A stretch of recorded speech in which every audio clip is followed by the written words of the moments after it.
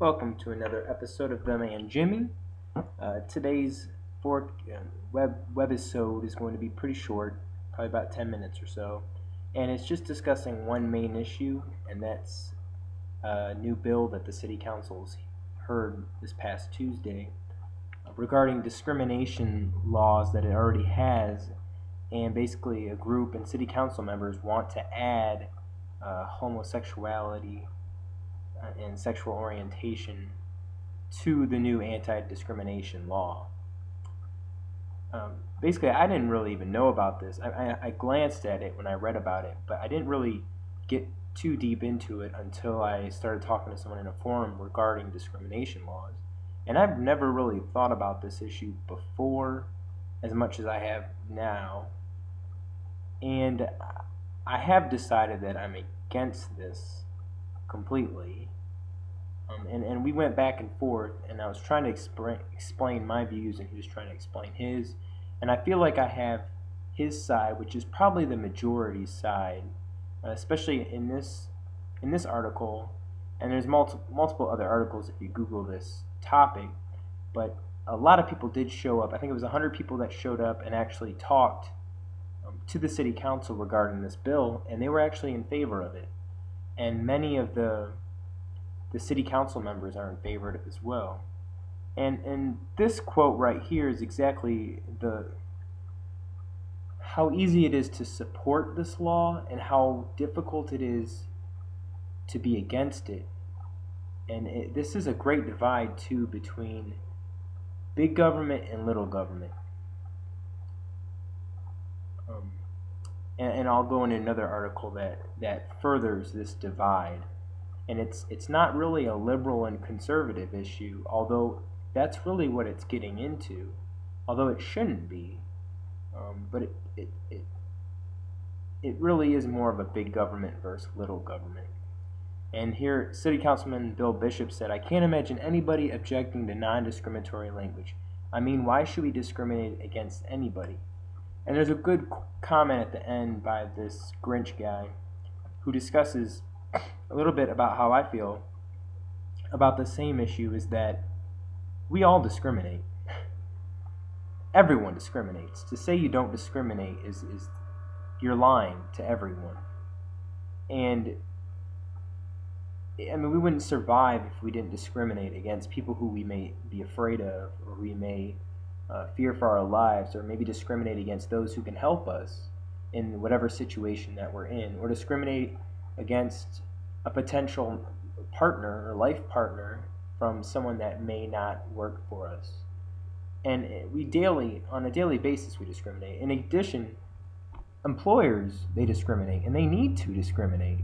And just as a business would discriminate against clients, and clients discriminate against employers or people that they're hiring for their job. And it is necessary, but there is a good point where that you shouldn't discriminate based on certain characteristics like race or sex or marital status, which are already protected. But at the same time, the question is, what is that law doing, and why is it really necessary? Again, as I was saying in the forum, I'm completely in support of the idea of not discriminating against someone because of their race. I think it's completely wrong, or their sexuality, or whatever. You should really discriminate against someone based on multiple factors. And if I'm an employer, I'm going to discriminate against someone if they're lazy, if they don't have a hard work ethic, if they're tardy, if they're just not fitting into my work family or that community that you have at that job, hopefully. And just because they happen to be black or happen to be white or male or female, that shouldn't automatically have that person go, "Oh, well, I've been discriminated against. Guess what? I'm going to sue and I'm going to try to make some money." Because that's really what this is really about. It's just about making money. Because if it wasn't, I mean, I just don't see why it's not. Because it still happens. Race, it's illegal to discriminate against someone because of their race or their sex. Yet it consistently happens. And they'll go to mediation, or they'll go to court, maybe win 15,000 or something, and then it goes right back.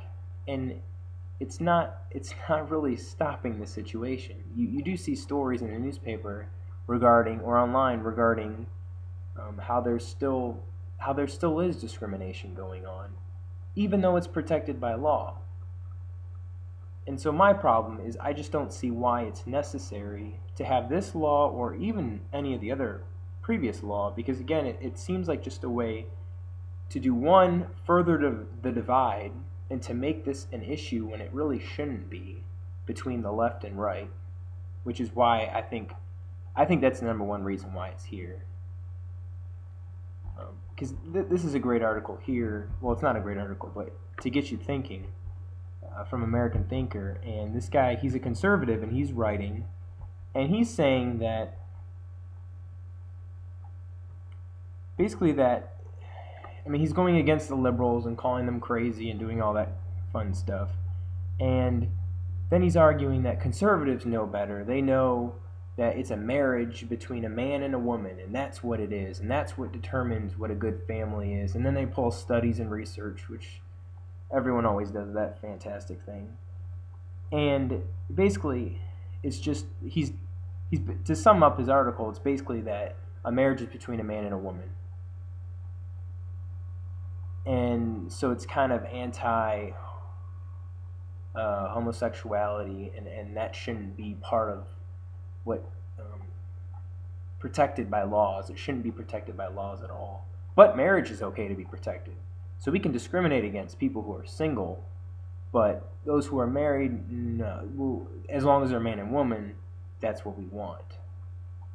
And that's why I think he's trying to say that it's okay to discriminate in some instances, but then it's not. And I think what it's doing is he's saying that the marriage should be between a man and woman, whereas the other left side saying that it should be whoever. And what they should really be saying is, why is the government involved in the first place?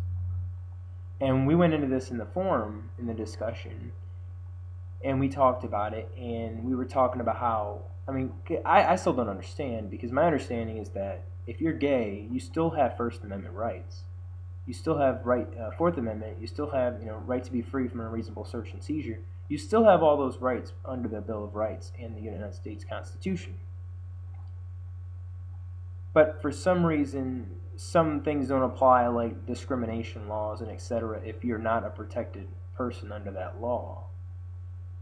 And additionally, you can't marry unless your state allows it. And I don't understand that.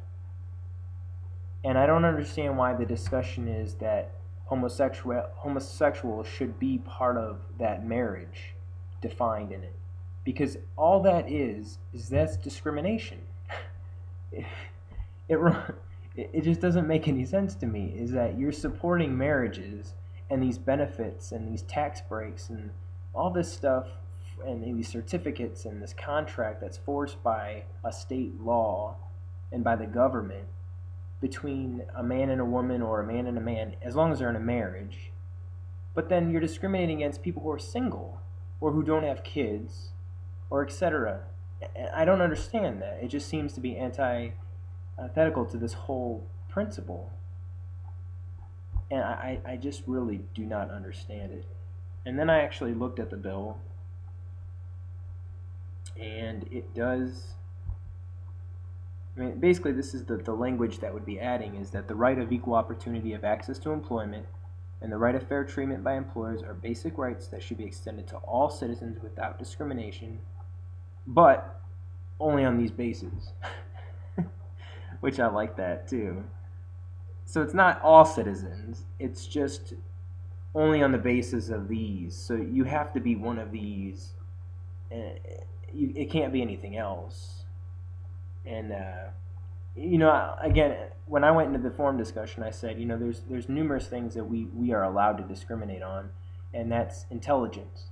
I cannot hire someone because they're dumb or because I perceive them to be dumb, which is discrimination. It should be just as wrong as any of this other stuff, because they may not be dumb. They may be a genius. They just don't happen to have a college degree that makes them look like, for some reason, that they're smart. Additionally, you can be fired for not looking good, for being ugly, for being fat, or for being old, or, well, that's protected. But as far as the good looking, and there's multiple, maybe you don't dress well, or maybe you smell funny, or maybe your political beliefs, that's not really protected. If I'm a libertarian or a socialist or something and I go into work and start saying that stuff, they can fire me. And I just I don't see where the stopping point is when why should we protect gays any more than anyone else? And you could say that I guess that you choose.